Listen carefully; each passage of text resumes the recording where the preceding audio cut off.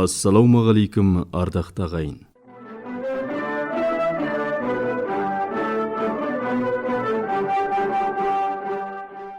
Байнөлге аймағының бұқаралық радиосы кезекті хабарын ұсынады.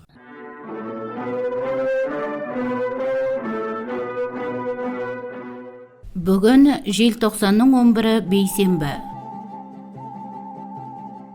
Хабардан сіздер: Батыс өңірге импортталатын бидай ұны, мал азығы мен жем қоспаларын кедендік баж салығынан босату мәселесі талқыланып бекітілді. Үкімет басшысы Занын Шатыр кеше Біріккен ұлттар ұйымының тұрақты үйлестірушісі Яв Ван Херден қабылдады. Монғолиядағы су көздері соңғы жылдары шамамен 7%-ға азайды. Бүгін халықаралық тау күні. Аймағымызда балалардың білім алу құқығына қатысты 2 арыз шағым тіркелді.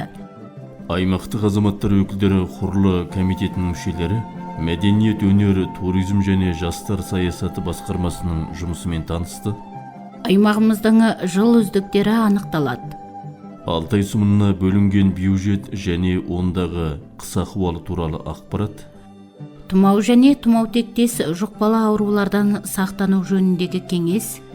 Кенжедара компаниясының директоры Қанат Қадырлымен өткізген сұхбат. Тағы басқа қосымша ақпараттар тыңдайсыздар. Хабарымызды ел жаңалықтармен бастаймыз. Мемлекеттік құрылдың біріккен мәжілісінде батыс өңірге импортпен әкелінетін бидай ұны, мал азығы, жем қоспаларын кедендік баж салығынан босату мәселесі талқыланып бекітілді. 2025 жылдың 30 қыркүйегінде мемлекеттік құрылдың 65 депутаты азық-түлік, ауыл шаруашылық және жеңіл өнеркәсіп министрі Еңкібайырға батыс өңір өткелектер арқылы импортпен әкелінетін бидай ұнын, мал азығын, жем қоспаларын кедендік баж салығынан босату туралы ұсыныс жолдаған еді. Осы ұсыныс негізінде үкімет қаулы жобасын әзірлеп, мемлекеттік құрылға енгізген. Қаулы жобасының бекітілуі үкіметке батыс өңірдегі 5 өткелік арқылы импортпен әкелінетін бидай ұны, мал азығы және жем қоспаларына кедендік баж салығы мөлшерін белгілеу құқығын береді.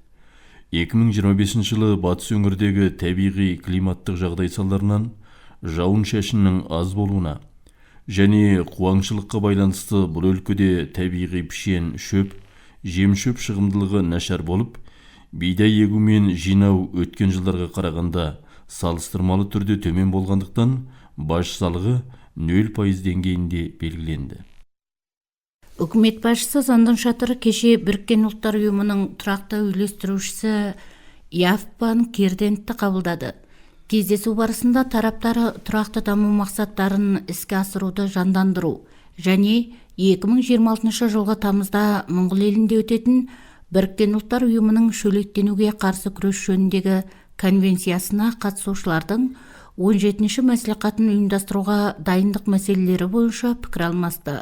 Занын Шатыр Монғолия үкіметінің Біріккен ұлттар ұйымымен қарым-қатынасы мен ынтымақтастығын дамытуға үлкен мән беретінін атап өтіп, Біріккен ұлттар ұйымының сыбайлас жемқорлыққа қарсы конвенциясын жүзеге асыру шеңберінде сайлауға үміткерлерді, саяси партияларды және сайлау науқандарын қаржыландырудың жариялылығын арттыру туралы қарар жобасына бастамашылық жасап, Біріккен ұлттар ұйымының Монғолияда есірткілік заттар және қылмыспен күресу жөніндегі ресми бөлімшесін құру бойынша жұмыс жүргізіліп жатқанын хабарлады.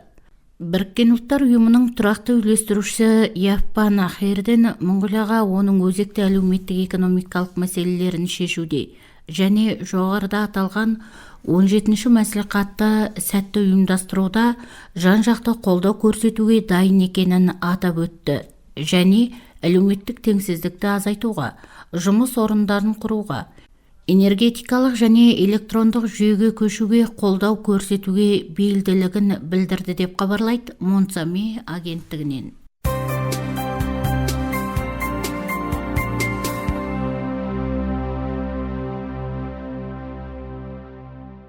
Балалар ұйымдары мен қозғалыстарының құрылуы және дамуының 100 жылдық мерейтойы Монғолияның Біріккен ұлттар ұйымының бала құқықтары туралы конвенциясына қосылуының 35 жылдығына және Делхинзөн халықаралық ұйымының Моңғол елінде эс қызмет жүргізе бастауының 30 жылдығына орай бала, махаббат, болашақ атты мерекелік іс-шара ұйымдастырылды. Оған халықаралық ұйымдардың өкілдері, Моңғол еліндегі елшілер қатысты. Іс-шара бала мен отбасының дамуын және сыртқы байланыстарды нығайтуға бағытталған. Мерекелік шараға үкімет басшысы, балалар істері жөніндегі ұлттық кеңестің төрағасы Зандын Шатыр қатысып, Моңғолия үкіметінің ең ірі мега жобасы адам дамуы, бала мен отбасын дамыту екенін атап өтті. Және шетел елшілер мен халықаралық ұйымдардың тұрақты өкілдерінен балалар ісіне өз үлестерін қосуды және балалардың құқықтарын, дамуын қолдайтын жобалар мен бағдарламаларды жүзеге асыруды ұсыныс етті. Моңғол елінің су көздері ұзақ мерзімде шамамен 7%-ға қысқарды.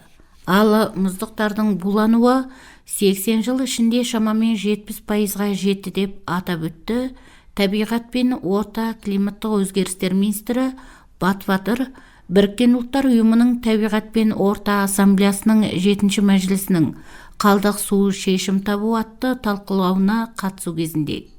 Ол қалдық сулардың лас су емес, құрғақшылыққа төзімді болуы және өндіріс пен азық-түлікпен қамтамасыз ету көзі екенін атап өтіп, қалдық суларды су көзі ретінде қайта пайдалануға шақырды.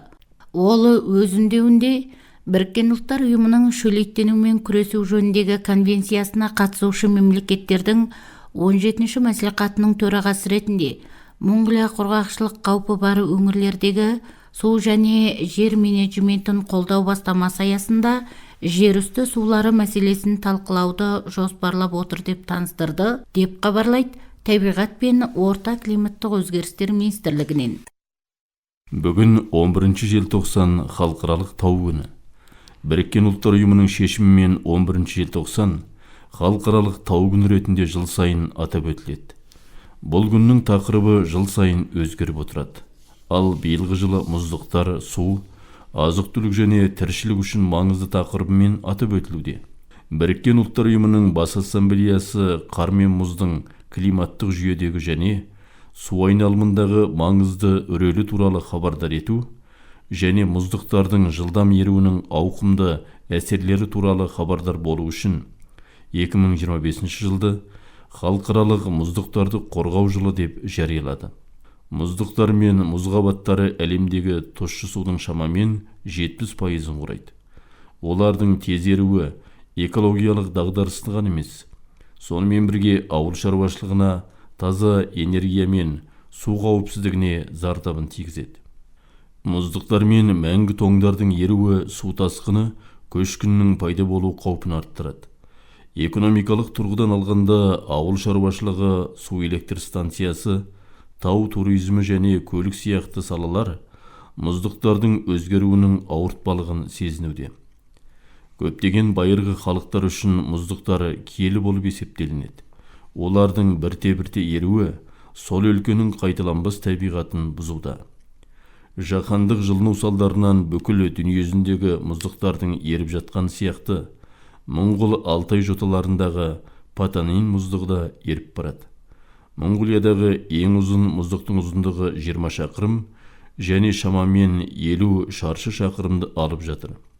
2003-тен 2009 жылдар аралығындағы 6 жыл ішінде жүргізілген зерттеулер Патанин мұздығының 90 метрге немесе жылына шамамен 15 метрге дейін еріп жатқанын көрсетуде. Патанин мұздығы төменнен ерумен қатар қалыңдығын жоғалтуда және бұл процесс 2004-тен 2009 жылдар аралығында жылына 2,6 метр жылдамдық деп өлшенген екен.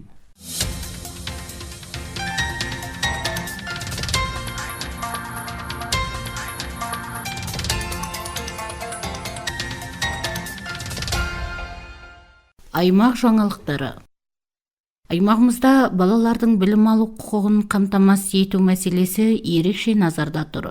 Адам құқығы жөніндегі ұлттық комиссияның аймағымыздағы референті Схагвагин Орынчимек балалардың білім алу құқығына қатысты 2 арыз шағым түскенін хабарлады. Бұл арыздар негізінен оқу процесіндегі кедергілер мен білім алу мүмкіндіктерінің шектеулігіне қатысты. 1948 оны 12 дугаар сарын 11-ний өдөр Нэгдсэн үндэсний байгууллагын ерөнхий ассамблеас хүний эрхийн түгээмэл тунхаглалыг батлаж жил болгоны 12 сарын 10-ны өдрийг олон улсын хүний эрхийн өдөр болгон зарласан ийм төвхтэй. Хүний эрхийн түгээмэл тунхаглал нь бол хүн бүр, арьс өнгө, үндэс ухцаа, шашин шүтлэг, нийгмийн гарал, эд хөрөнгө болон бусад байдлаар үл хязгаарлах адил тэгш эрхтэй байхыг бол тунхаглаж баталсан хүний эрхийн хүн төрөлхтний нийтээр хүлээн зөвшөөрсөн хүний эрхийн тухай анхны баримт бичиг юм аа. 2025 оны байдлаар Баялгийн аймгаас хүний эрхийн үндэсний комиссад хандаж бол хүүхд эрхтэй холбоотой бол 2 өргөдлийн хэмтэл мэдээлэл ирсэн. Мөн хүүхдийн эрхтэй холбоотой хууль зүйн зөвлөгөө мэдээлэл бол байнга ирж идэг. Хүүхдийн тэтгэмжийн асуудал, хүүхд үрчлэлийн асуудал гэх мэтлэнгээр хүүхдтэй холбоотой асуудлаар бол ханддаг. 2 өргөдлийн хэмтлийн маань нэг нь болохоор хоёулаа бол сурч боловсрох эрхтэй холбоотой асуудал байгаа.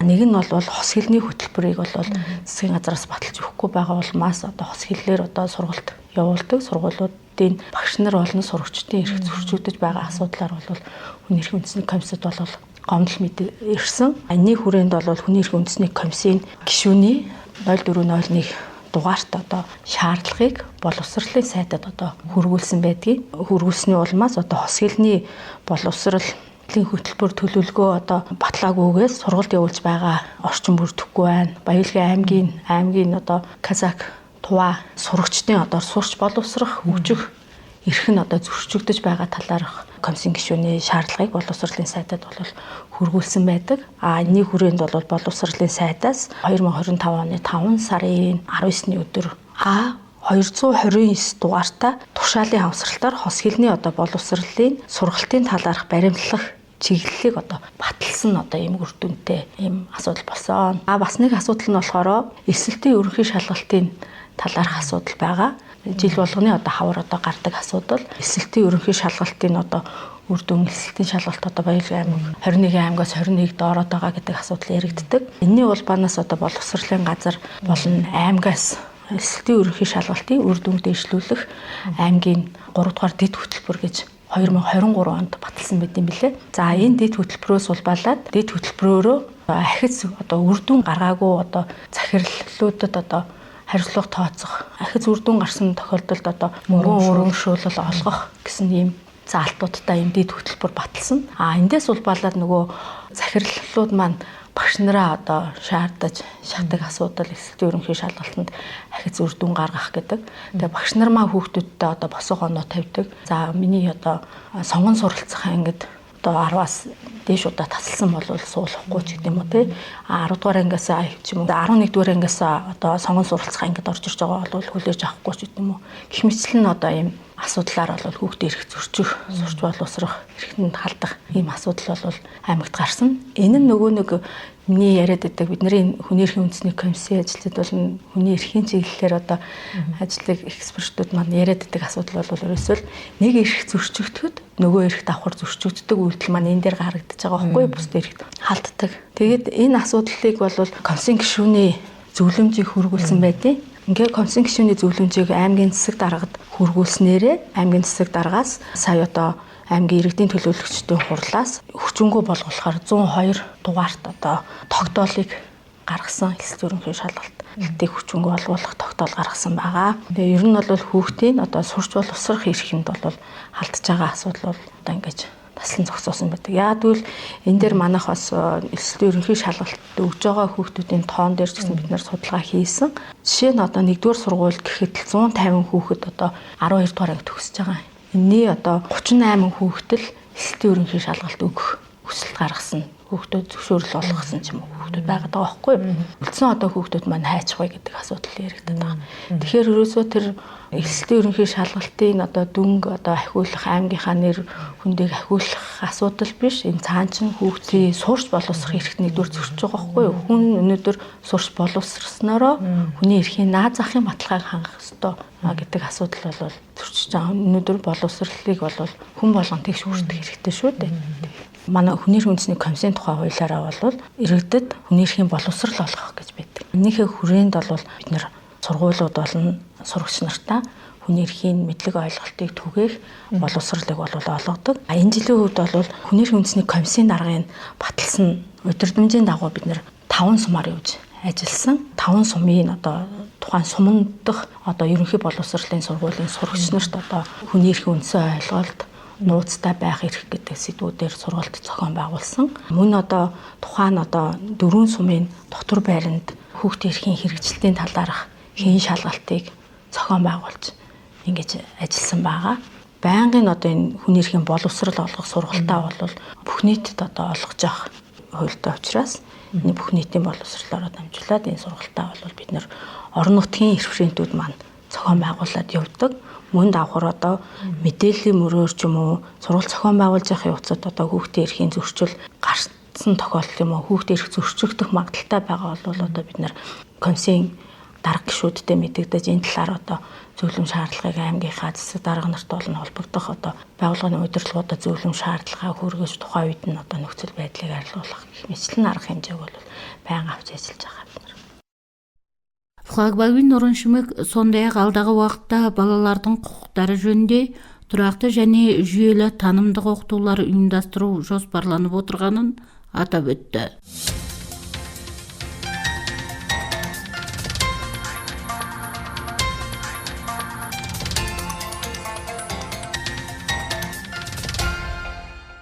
Аймақтық азаматтар өкілдері құрылының әлеуметтік саясатты дамыту жөніндегі комитеті мен Қоршаған орта қала тете құрылымы және құрылыс даму комитеті аймақтық мәдениет, өнер, туризм және жастар саясаты басқармасының қызметімен танысты. Монғолияның әкімшілік аумақтық бірліктер және оның басқару туралы заңының 45 бабы 45-тің бірінші тармағында көзделген талаптардың орындалуын қамтамасыз ету мақсатында аймақтық азаматтар өкілдері құрылының әлеуметтік саясатты дамыту комитеті мен Қоршаған орта және инфрақұрылым комитетінің өкілдері 10 желтоқсанда мәдениет, өнер, туризм және жастар саясаты басқармасының жұмысымен танысып, салалық бағыттар бойынша жүзеге асырылып жатқан саясат пен шешімдердің орындалу жөнінде ақпарат тыңдады. Сонымен қатар олар басқарманың өзекті мәселелерімен танысып, оларды тиісті ұйымдармен бірлесе отырып шешу, қажет болған жағдайда аймақтық азаматтар өкілдері құрылының мәжілісінде талқылауға ұсыну және алдағы уақытта өзара тығыз байланыста жұмыс істеуге дайын екендіктерін білдірді.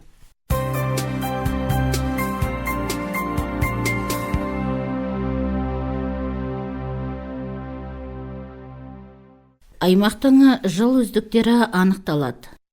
Аймақтық азаматтар өкілдер құрылының 2023 жылғы нөмірі 217 қаулысымен бекітілген аймақтың жыл үздіктерін анықтау ережесі бойынша сол жыл ішінде аймақтың әлеуметтік экономикалық дамуына айтарлықтай үлес қосып, қызметінде ерекше жетістіктер көрсеткен және белсенді еңбек етіп жүрген мемлекеттік мекеме, шаруашылық бірлігі қызметкер немесе жеке тұлғалары жыл үздігі номинациясы бойынша таңдалып марапатталады. Сондықтан 2025 жылы ерекше жетістікке жеткен мемлекеттік мекеме, шаруашылық бірлігі қызметкері немесе жеке тұлға ретінде аймақтың жыл үздігі номинациясына ұсынылатын құжаттарды 15 желтоқсанға дейін аймақ әкімі іс басқармасының мемлекеттік әкімшілік басқару бөліміне толық әрі уақытында тапсыру керек. Сыналатын номинациялар мен қатысушылары жылдың үздік бастауыш сынып ұстазы, балабақша ұстазы 1, ұстаз ғалым 1, студент 1, мәдениет және өнер саласының қызметкері 1, спортшы жаттықтырушы 1, ақпарат саласының қызметкері 1, инженер-техник менеджер 1, жұмыс беруші, кәсіпкері қаржы енгізуші 1, қызметші жұмысшы 1, банк, қаржы, экономист және тіркеу және есеп қисап қызметкері 1, мемлекеттік әкімшілік қызметкері, табиғат қорғаушы 1, арнайы өкілетті ұйымның заң бақылау қызметкері 1, аға дәрігер 1, кіші дәрігер, медбике, фармацевт 1, туризм, саяхат қызметкері 1, мемлекеттік және бюджеттік ұйым, мемлекеттік меншігіне қатысы бар компания 1, жеке меншік компания 2, үкіметтік емес ұйым 1, зерделі бала 1, өнерлі бала 1, спортқа дарынды бала 1, сол жылда ерекше табыс шығарған адам 1, барлығы 20 азамат және 4 ұйым мекеме сыналтылады. Әрбір салаға қойылатын өздерінің арнайы талаптары бар.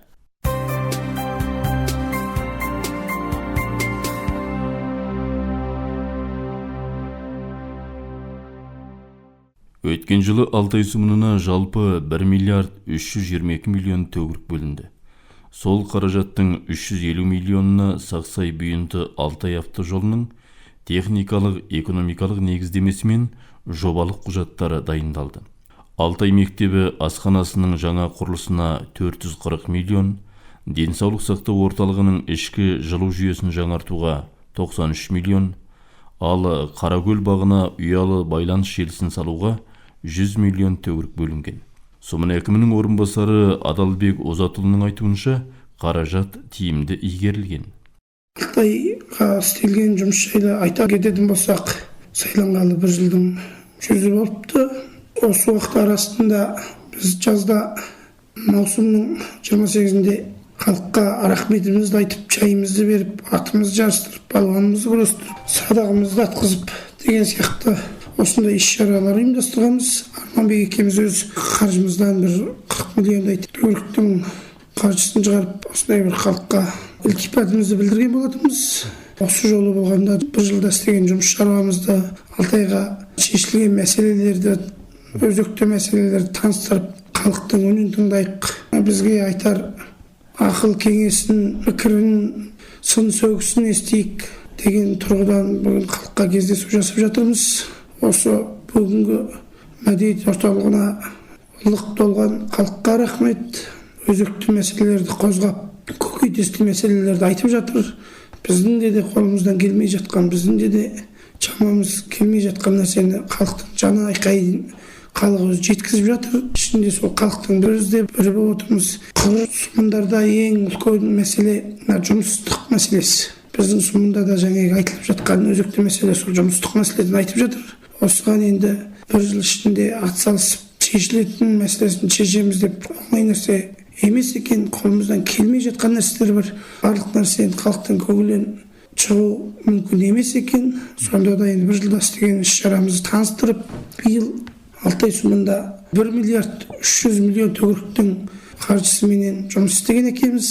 Оны атап өтсек, Сақсай Бүйінті Алтай ордасын тас жолмен байланыстыру жұмысы ең өзекті мәселе болды. Осының сурет жобасын, оның қаржысын аймақтық бюджеттен шештіріп, 350 миллион төгірікпен шештірдік. Оның сыртында 440 миллион төгірікке балаларымыздың түскі ас орны салынғалы жатыр. Осы биыл қаржымен салынғалы жатқан балаларға арналған түскі ас орнымыз құрал жабдықталған, заманауи үлгіде істеледі деп сурет жобасы шығып, жасырым жұмысын бастағалы отыр.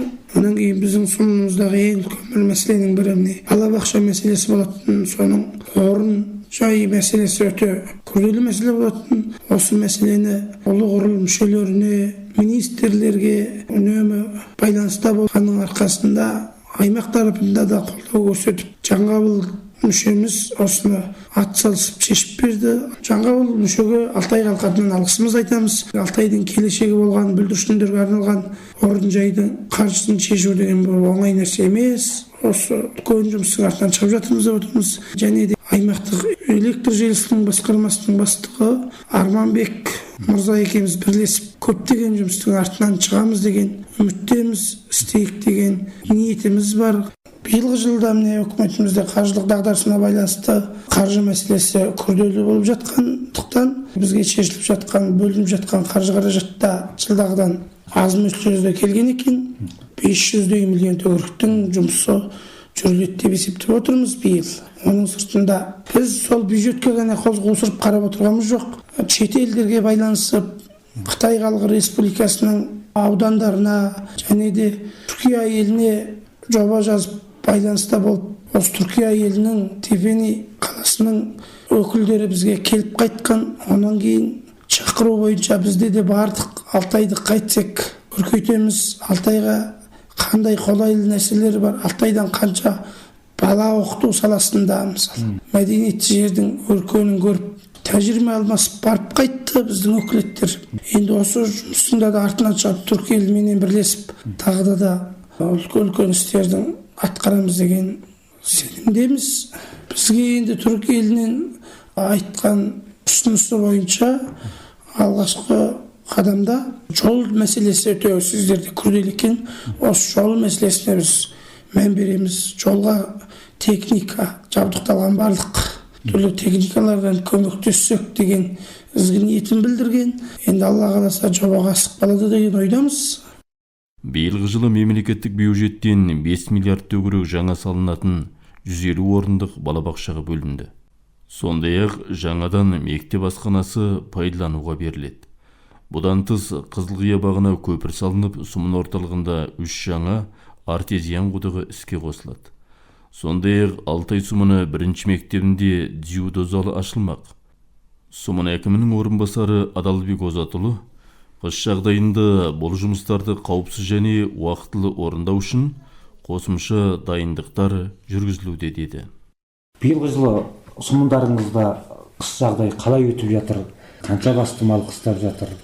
Отар мәселесі оңтайынан шешіліп жатыр ма? Биыл енді Алтайымызда жер көктемеген үкімет көлемінде Бай-өлгей аймағында, оның ішінде Алтай Сұмынымызда да сол биыл көктеу мәселесі тартыңқы болды. Сол себепті биыл енді малшылардың шағындап жатқан жайы бар.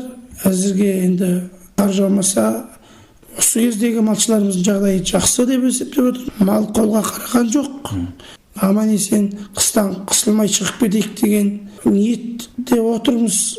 Отар мәселесін айта кететін болсақ, енді біздің енді таулы өлкелерге отарлайды. Бірінші вақ халқы және де үшінші вақ халқы отарға шығады. Биыл енді отар мәселесіне 1,5 ауылдар шығып бастаған да бар.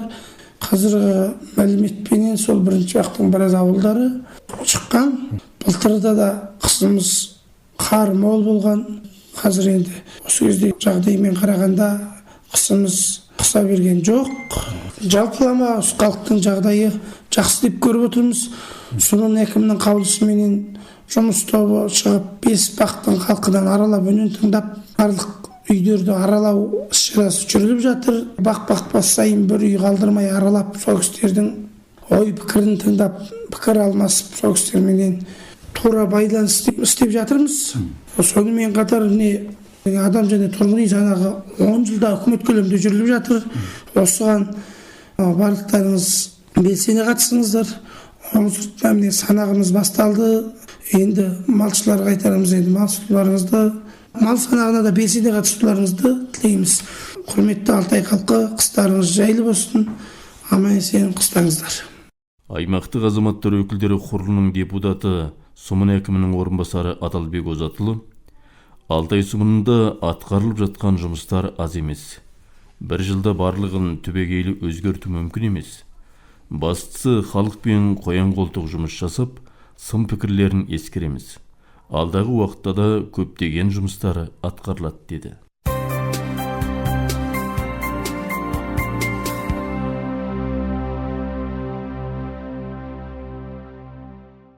Денсаулық басқармасының 9 желтоқсандағы нөмірі 834 ресми хатының қосымшасында көрсетілген нұсқаулары мектептер мен балабақшаларға жеткізіліп, олардың орындалуын қамтамасыз ету бағытында белсенді жұмыстар жүргізілуде. Сондықтан баршаңызды өздеріңіздің және отбасы мүшелеріңіздің денсаулығын қорғап, тұмау мен тұмауға ұқсас аурулардың алдын алуға арналған дұрыс дағдыларды қалыптастыруға, сондай-ақ балаларымызға қауіпсіз әрі жайлы орта құруға атсалысуға шақырамыз. Осыған байланысты жалпы білім беретін мектептердегі оқудан тыс іс-шаралар мен үйірмелердің қызметі уақытша тоқтатылады. Тұмау және тұмау тектес аурулары белең алған жағдайда білім беру ұйымдарының кіреберісінде оқушылардың, ұстаздар мен қызметкерлердің дене қызуы өлшеніп, қадағалау және бақылау жұмыстары күшейтіледі. Ұстаздар мен оқушыларға бетперде тағу міндеттеліп, инфекциялық қауіпсіздік тәртібінің қатаң сақталуы қамтамасыз етіледі. Аурудың белгілері байқалған бала немесе қызметкерге 1 тәулік рұқсат беріліп, отбасында оқшаулау арқылы асқынудың алдын алу және сауықтыру шараларын жүргізу ұсынылады. Ұстаздар мен қызметкерлері ата-аналарға тұмау және тұмауға ұқсас аурулардың алдын алу жөнінде нұсқаулықтар мен кеңестер беріледі. Мектеп пен балабақшалардағы сыныптар, оқу кабинеттері, спорт және мәжіліс залдары күніне 2-3 рет ылғалды тазартылып, жүйелі түрде желдетіледі. Бөлмелердің температурасы 18-ден 20 градус шамасында тұрақты ұсталады. Мектептегі түскі ас пен балабақшадағы ас мәзірі дәруменге бай, құнарлы тағамдармен толықтырылып, балаларға ыстық және салқын сусындары жеткілікті деңгейде берілсін. Бұған қоса, мұрын және ауыз қуыстарын тазалау, мұрынмен дұрыс тыныстау жаттығуларын жасау дағдыға айналдырылады. Тұмау және тыныс жолдарының жұқпалы аурулары көбейген кезеңде балалардың көп жиналуына себеп болатын күндік, сайыс, жиын сияқты шараларды ұйымдастырмау ескертіледі. Сондай-ақ оқушыларды жұқпалы аурулардан сақтандыруға бағытталған түсіндіру және насихат жұмыстары жүргізіліп, қол жуу, жөтелу және түшкіру кезінде ауыз мұрнын жабу сияқты қарапайым гигиеналық дағдылар үйретіледі. Ата-аналарға балаларға деген қамқорлық пен назарды күшейту, ауырған жағдайда денсаулық орталығының дәрігеріне жүгініп, кәсіби кеңес алу, өз бетінше дәрі қолданбау, балаларда ауа райына сай киіндіру және сырқаттанған кезде үйде оқшаулап, өзгелерге тұмаудың таралуына жол бермеу қажеттігі ескертіледі.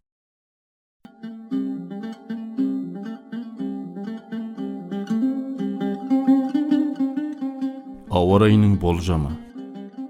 Желтоқсанның 11 күнгі 20 сағаттан 12 күнгі 20 сағатқа дейінгі бір тәуліктік ауа райының алдын ала мәліметіне қарағанда, аймағымыздың барлық өлкелерінде көшпелі бұлтты қар жаумайды, жел батыстан 3-тен 8 метр секунд мөлшерінде.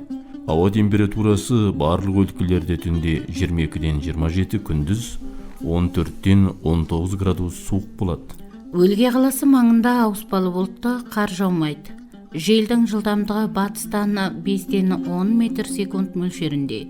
Ауа температурасы түнде 21-ден 23, күндіз 13-тен 15 градус суық болады.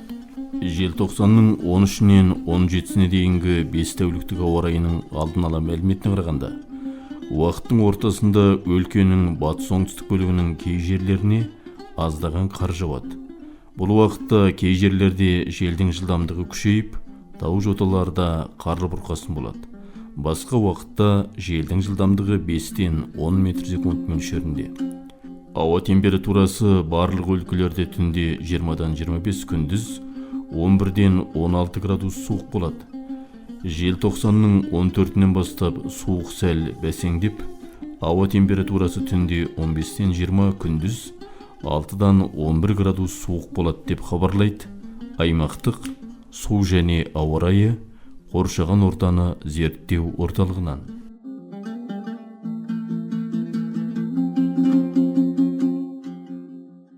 Сіздер ағымдағы ақпараттармен таныс болдыңыздар.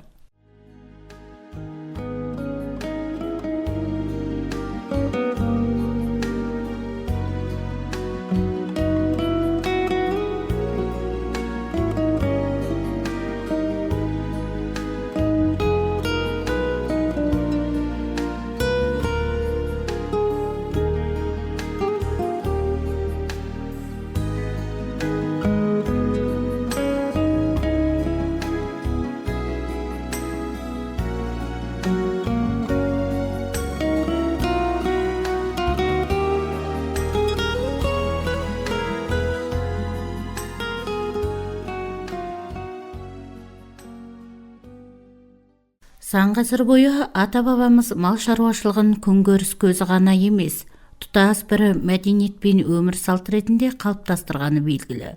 Алайда табиғи химиялық қоспасыз, экологиялық таза мал өнімдерін әлемдік брендке айналдыру ісі елімізде әлі де толыққанды жүйелі жолға түсе қойған жоқ. Соңғы жылдары осы олқылықтың орнын толтырып, қазақы өнімдерді жаңа деңгейге көтеруге ат салысып жүрген кәсіпкерлердің бірі Кенжедара компаниясының директоры Қанат Қадырұлы. Жуырда ол Бай Еділ компаниясы атынан қымыз бренд атауымен жаңа өнімді нарыққа шығарды. Сонымен қатар малды қоректендіруге арналған құнарлы әрі табиғи ешқандай химиялық қоспасыз өнімдер желісі Мимо жобасының іске қосылуы да отандық эко бренді қалыптастырудағы тың қадамдардың бірі болып отыр. Бұған қоса Қанат мырза Байнөлгей аймағының брендтік өнімдерін дамыту бағытында ұзақ жылдардан бері нәтижелі жобаларды жүзеге асырып келеді. Бүгін біз Қанат Қадырұлы мен эко бренд қалыптастырудағы қазіргі қиындықтар, мүмкіндіктер және атқарылып жатқан бастамалар туралы сұхбат өткіздік. Бұрыннан бері Байнөлгей аймағының бренділік өнімдерін дамыту үшін көптеген жобаларды іске асырып келесіз. Біз сізден бүгінгі сұхбатымыз арқылы қазір эко бренд қалыптастырудағы қиындықтар, мүмкіндіктер және оның бастамалары туралы сұрағымыз келіп отыр өзіңізден. Эко брендті қалыптастыру саласында қандай кедергілер бар, қандай мүмкіндіктер бар, біздің аймағымыздың өркеніне беретін қандай берешегі бар? Ассалаумағалейкум, құрметті Байнөлгей халыққа. Біздің компания 2010 жылы құрылған. 2010 жылы құрылғаннан бері енді тұрақты неше түрлі жаңа салада жұмыс жасап келе жатырмыз. Соның ішінде қазақи бренд, соның ішінде жаңа Байнөлгей аймағының брендісі. Тұрақты сондай бір мықты өнімдер шығарайық деген көп жылғы жоспарлар, ізденістердің арқасында жаңа бірнеше түрлі товарлар шығарып көрдік. Оның ішінде балықтан консервтар жасадық, бірнеше түрлі тағамдар шығарып көрдік. Балықтан жаңа ешқандай қалмайтында оның шығардық, шығарма, бас сүйегіне деген сияқты барлық тәжірибелер жүріліп, бірнеше сатылған. Балық шаруашылығы болған кезде үкіметтен жоғары жақтан жылына бір рет рұқсат беретін болғандықтан, одан ковид басталды, одан кейін қайтадан зерттеулер жасалды. Соған сәйкес қазір кішкене тоқтап тұрған жағдай бар. Енді биылдан бастап қайтадан рұқсат беріледі, қайтадан бренд қайтадан шығады өндірісте. Ал енді биылғы жылдан бастап тағы бір шығарып отырған өнімдеріміздің бірі жаңағы табиғи эко қымыз. Бұл болғанда енді ата-бабамыздан қаншама ғасырлардан бері келе жатқан ұлттық сусын, тамақ. Қазіргі тойлардың қандай да бір дастархан символы, қымызсыз той, қымызсыз шай өту ешқандай мүмкін емес. Біздің ойымыз осыны ақтамақты арата жетілдіру, жаңа заманауи кішкене өзгерістер кіргізу.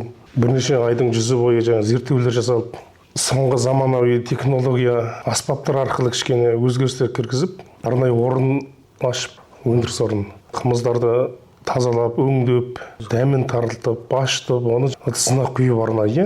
Оның жаңа қандай да температурада тұрады деген барлық зерттеулерін жасаттырып, арнайы жерлерге. Соны жаңа халыққа ұсынып шығарып отырмыз. Жақсы, енді Бай Еділ қымыз брендін нарыққа шығару идеясы қалай туды? Осы туралы айта кетсеңіз.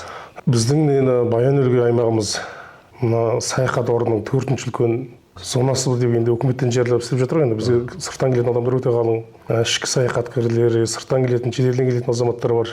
Осы азаматтар жаңағы біздің қазақ елінің қымызын, қазысын, тамағын басқа да ұлттан қарағанда кішкене ерекшелікпен қарайды да. Енді осы ақтамақтың жаңағы көшеде сатылып тұру, гигиеналық жаңағы тазалыққа сай келмейтіндігі, көшеде қоқыста жаңағы жатқан құтылармен, ыдыстармен жаңағы құйып беріп, келесі адамға дайыршылық жасау деген нәрселер біздің көңілден шықпады да. Содан негізінде осыны ақтамақтың саласына, кішкене тазалығына, мәдениетіне, бұның құрметіне деген өзгерісіне байланысты осы идеяны ойлап тапты негізінде. Қандай зерттеулер нәтижесінде осы бренд дүниеге келіп жатыр және қандай технологиялар қолданасыздар? Қымыз деген тағамды дұрыс сапалы эко бренді болдырып жаңа халыққа жеткізу үшін оған ешқандай химиялық жаңа сақтандыру, ұзақ мерзімге сақтандыру қоспаларын қосқанымыз жоқ. Бұны арнайы біздің лабораториялық зерттеу үкіметтік ұйымдығына қаншама рет жаңағы тексерістерін өткізіп, неше қонақта қандай температурада неше күн сақтаса мына бұзылады, неше күннен кейін өзгерістер кіреді деген зерттеулер бар жасалды.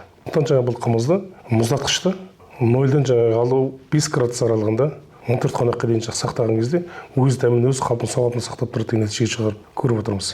Енді одан арата жаңағы 2-ден 6 айға жаңағы сатылатын қымыздар бар сыртта. Олар болғанда тағы да өңделген химиялық қоспалармен ұзақ уақыт мерзімге сақтайтын жаңағы өндірістер. Біз болғанда әзірге сол экологиялық, таза эко бренд, таза қымыз, өзі қазақи қымыз деген сөз. Ешқандай жаңағы сақтауға қосылып нәрселер жоқ. Қазіргі жағдаймен енді елімізде Ұлан Батыр қаласында, Қобда аймағында, Байнөлгей аймағында үлкен сұранысқа ие болып жатыр екен.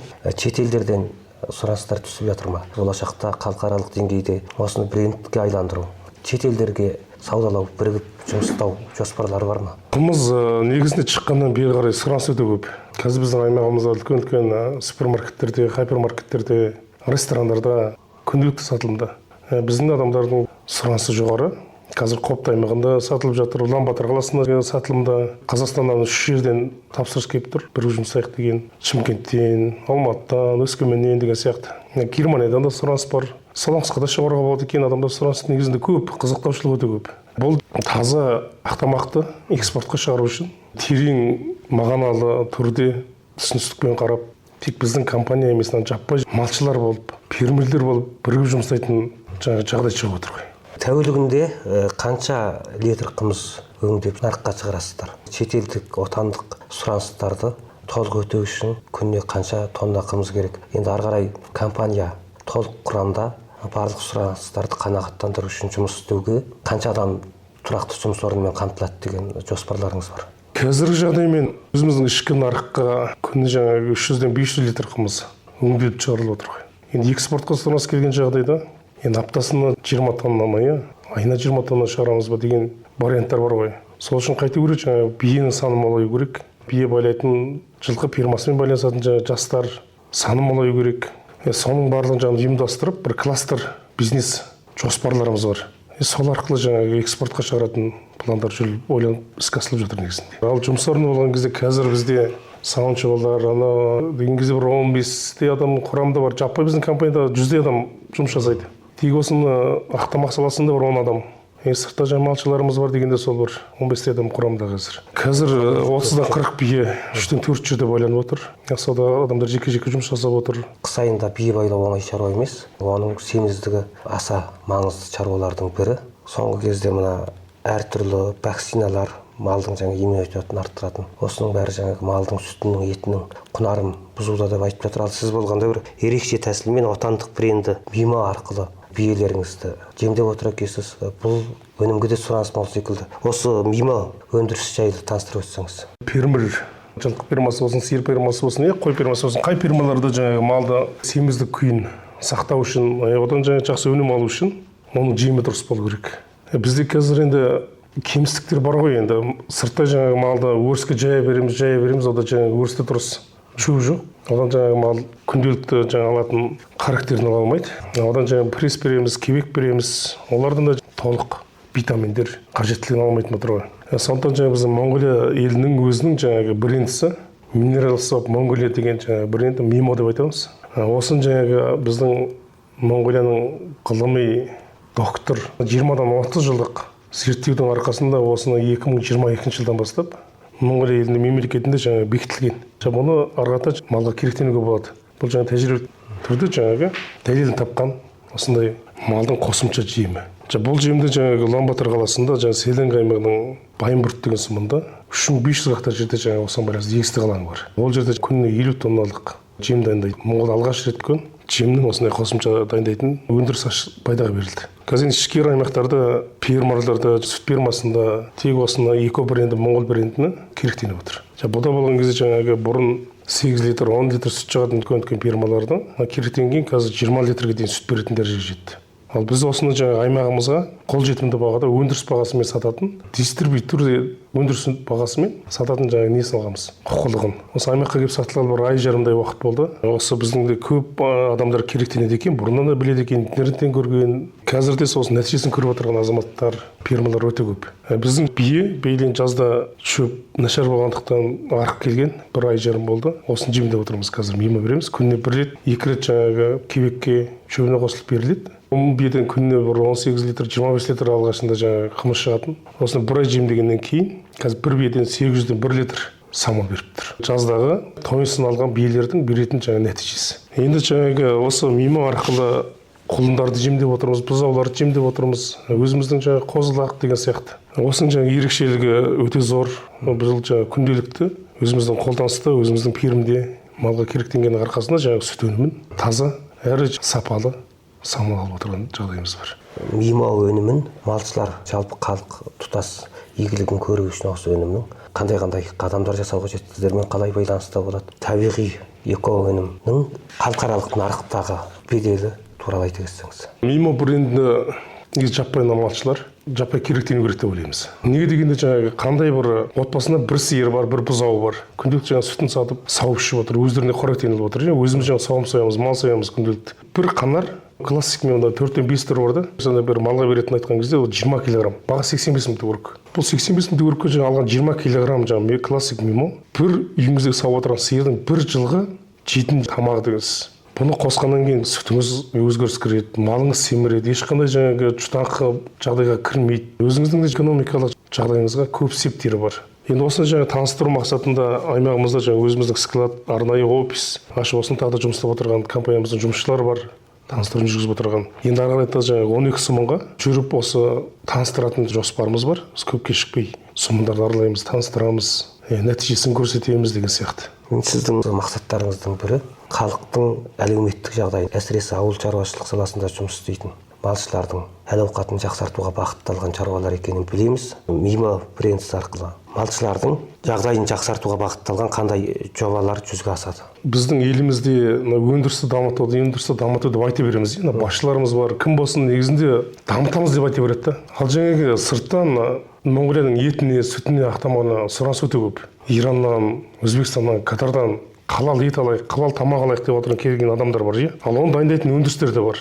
Енді шығарайық дейтін болса, жаңағы малшылардың өнімі, малы стандарт сапаға сай келмейді деген ең соңғы тұжырымды әкеп біз қайтып отырмыз. Малшыларға жаманшылық етіп отырмыз ғой. Сондықтан жаңағы бұл өндірісті жүргізу үшін қандай да бір жаңағы сапалы, жақсы бір өнім шығару үшін ең бастамасы малшыдан, малдан басталып отыр. Мен бір мысал келтіре кетейін. Бұрынғы заман мен жаңағы күнде малды өріске шығарып, жайып, ата-бабамыз өмір сүріп келді. Ол кездегі жердің құнары қалай еді? Өзінің жерде құнары, қазіргі жердің құнары екі бөлек нәрсе. Қазір бір еркек қойды 5-тен 6 жасарға дейін шығару үшін сол 6 жылдың уақытында бағу керек оны. Сөйтіп 6 жыл баққан малын 300 мың төгірек еркек қойды қазір малшылар әрең сатып отыр. 6 жылдың екі ортасында қаншама уақыт, қаншама еңбек, осының барлығын есептеп көру керек деп ойлаймын да.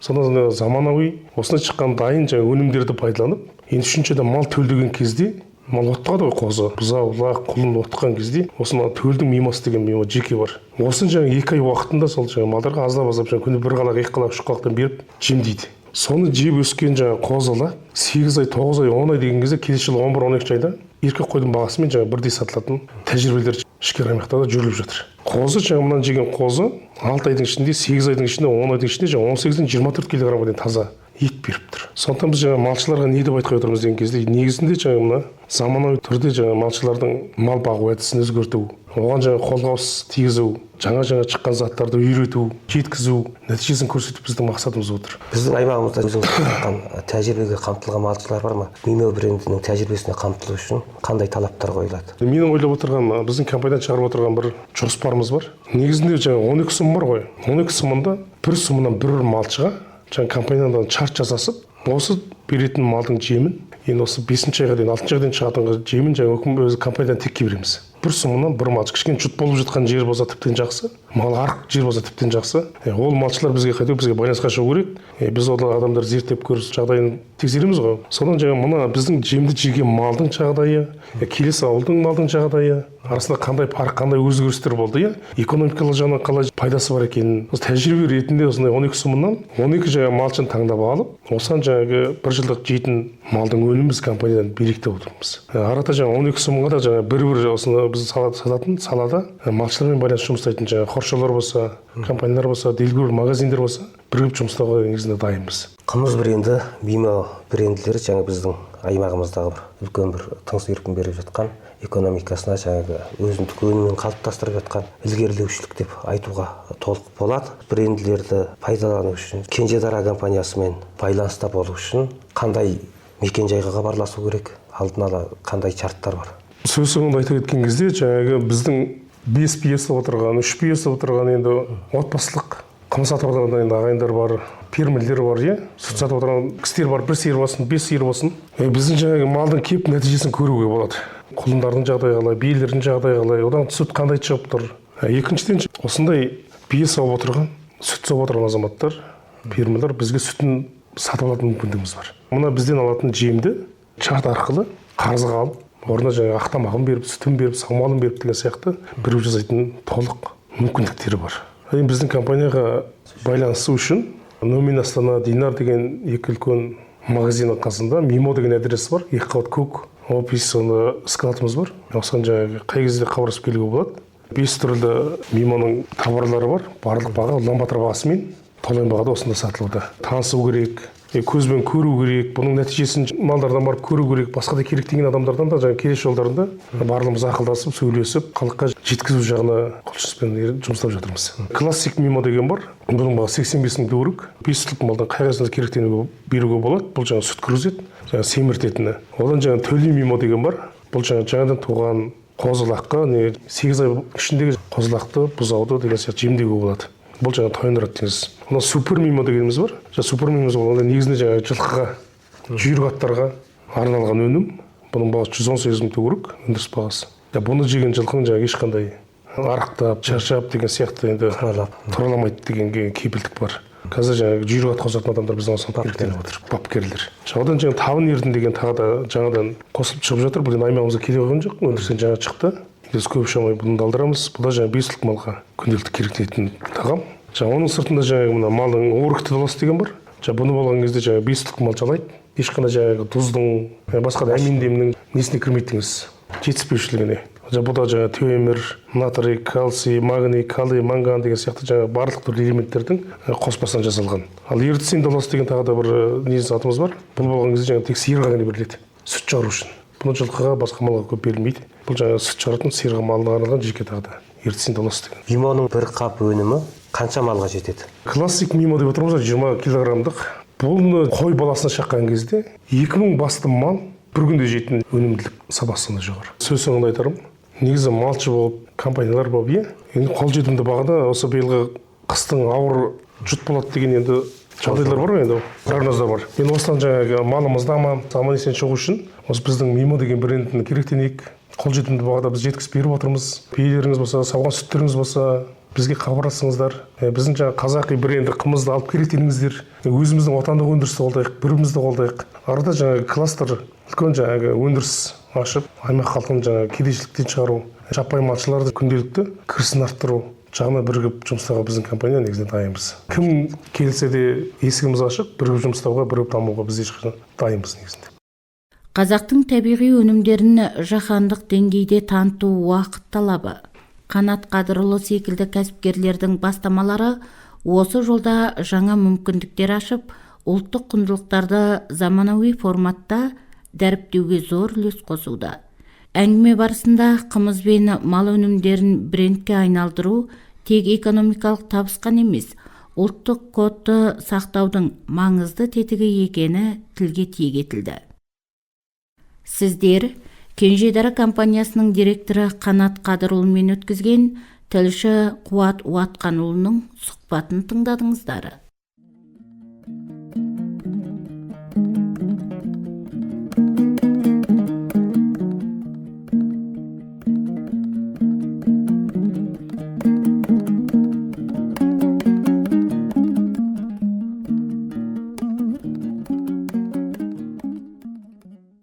Құлақтандырулар.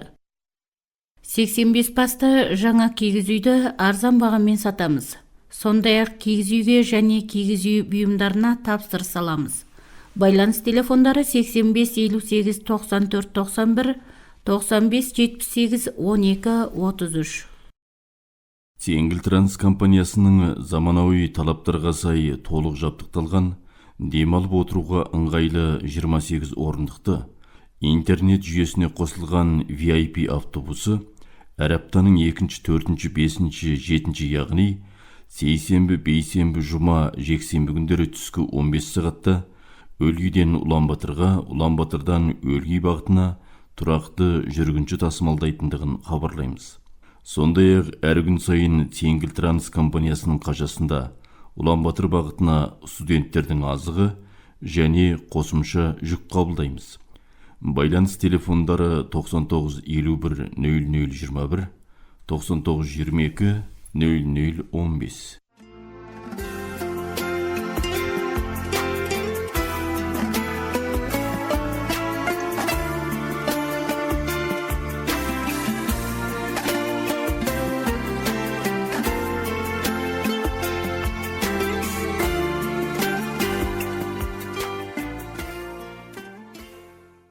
науқан қабыл болсын.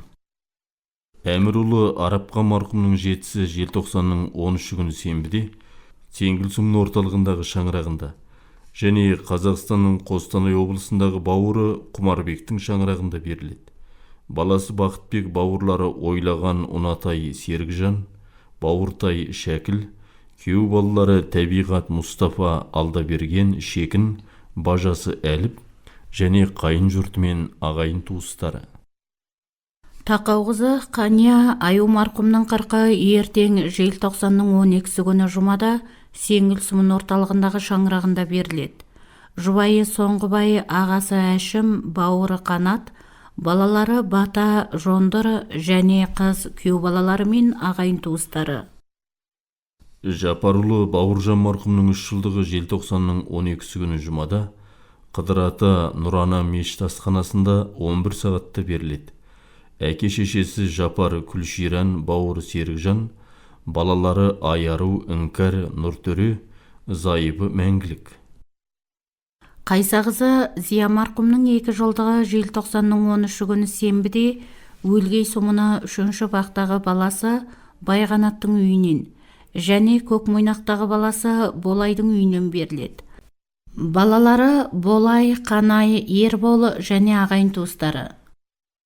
Тауғарауылы Шәйтқа марқұмның 2 жылдығы желтоқсанның 12 күні жұмада Ноғыныр сұмыны Чіктей бағы Хатубелдегі шаңырағында беріледі. Бауырлары Шаймұрат Әсетқан, балалары Асылқан, Арыстан, Қизатбек, Бірлесқан, Қаржаубай, Қабанбай, қыз күйеу баласы Еркінбек Бейбітгүл, балдызы Амандық, қарындасы Ила. Хабар айтамыз. Ұлаңғыз сұмыны 11-ші бағының тұрғыны Жәдік Байғара рулы Мүтәйұлы Дастан бүгін желтоқсанның 11 күні науқастан қайтыс болды. Марқұм Дастан ертең желтоқсанның 12 күні жұмада Көкмойнаққа жерленетіндігін хабарлаймыз. Хабарлаушы ағалары Қайратқан Үрістем, бауырлары Дағыстан Данышпан, Зайыбы Айнагүл, баласы Сұлтан және қыз күйеу балалары. Өлгей сұмыны 5-ші бақ тұрғыны Төлегір ұлы Шәкіртбайұлы Кәрімжан 84-ке қараған шағында бүгін желтоқсанның 11 күні қайтыс болды. Марқұм Кәрімжан ертең желтоқсанның 12 күні жұмада Қазақстаннан туыстары келген соң өлгейге жерленетіндігін хабарлаймыз. Хабарлаушы туыстары Күлақан, Шәрменқан, Айдос, Ақан, Кәдірбек, Болатбек, Бекжан, Бекберді, балалары Жанболат, Нұрболат, Нарғұлан, күйеу балалары Нұрбек, Нұриден, Бауыржан. Құрметті тыңдармандары, бүгінгі хабарымыз осымен аяқталды. Аман, сау болыңыздар.